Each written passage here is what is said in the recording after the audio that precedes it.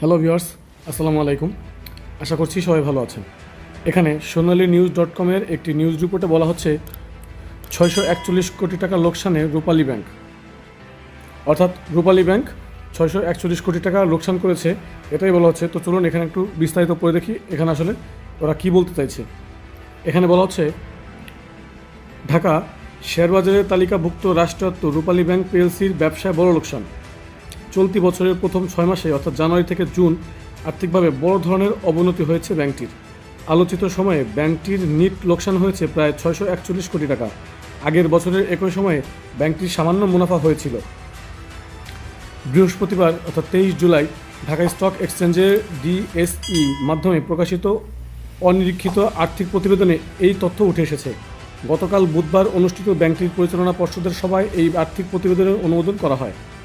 প্রতিবেদন অনুযায়ী 2026 সালের জানুয়ারি টু জুন সময়ে ব্যাংকটির শেয়ার প্রতি লোকসান ইপিএস হয়েছে 13 টাকা 13 পয়সা। এ সময় মোট লোকসানের পরিমাণ দাঁড়িয়েছে 640 কোটি 57 লাখ টাকা। অথচ 2025 সালের একই সময়ে ব্যাংকটি 9 কোটি 94 লাখ টাকা মুনাফা করেছিল। এতে শেয়ার প্রতি মুনাফার হার ছিল 20 পয়সা। অন্যদিকে চলতি বছরের দ্বিতীয় প্রান্তিকে ব্যাংকটির শেয়ার প্রতি লোকসান হয়েছে 5 টাকা 1 পয়সা। এ সময়ে নিট লোকসানের পরিমাণ ছিল 244 কোটি 24 লাখ টাকা। আগের বছরের একই প্রান্তিকে ব্যাংকটি 3 কোটি 36 লাখ টাকা মুনাফা করেছিল, যা ছিল শেয়ার প্রতি 7 পয়সা মুনাফা হারে।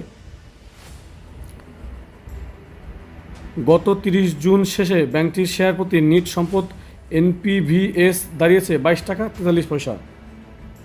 তো আমরা যেটা বুঝলাম সেটা হচ্ছে রূপালী ব্যাংক, যেটা বাংলাদেশে রয়েছে, অর্থাৎ এটা হচ্ছে রাষ্ট্রায়ত্ত ব্যাংক। এই ব্যাংকের গত প্রান্তিকে অর্থাৎ জানুয়ারি থেকে জুন পর্যন্ত এই বছরের অর্ধেক সময়ের মধ্যেই তারা 641 কোটি টাকা লোকসান করেছে। তো এটা আসলে রাষ্ট্রায়ত্ত ব্যাংক, এটা আসলে সরকারের বিষয়। তো সরকারের নিশ্চয়ই এটা দেখভাল করা উচিত এবং মনিটরিং করা উচিত যে ব্যাংক কেন লোকসান খাতে যাচ্ছে। কারণ ব্যাংক এটা একটা আর্থিক প্রতিষ্ঠান, যেহেতু সরকারের সাথে এটা জড়িত, সেহেতু একটি ব্যাংক লোকসান হলে দেশের আর্থিক খাতে কিন্তু এটার প্রভাব পড়বে চরমভাবে। তো আমরা আশা করব খুব দ্রুত ব্যাংকটি ঘুরে দাঁড়াবে, ব্যাংকটি তাদের লোকসান কেন হয়েছে এটা মনিটরিং করে ফাইন্ড আউট করে সেই কজগুলো তারা সমাধান করবে। এই আশা ব্যক্ত করে আমাদের আজকের ভিডিওটি শেষ করছি। ভিডিওটি ভালো লাগলে অবশ্যই একটি লাইক দিন, ফ্রেন্ডদের সাথে শেয়ার করুন এবং এ ধরনের নিউজ ভিডিও আরও পাওয়ার জন্য অবশ্যই আমাদের চ্যানেলটি সাবস্ক্রাইব করে আসতে পারেন।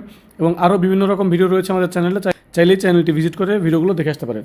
তো আজকের আয়োজনে পর্যন্তই, দেখা হচ্ছে নেক্সট ভিডিওতে। টিল দেন টেক ইয়োরসেলফ, আল্লাহ হাফেজ।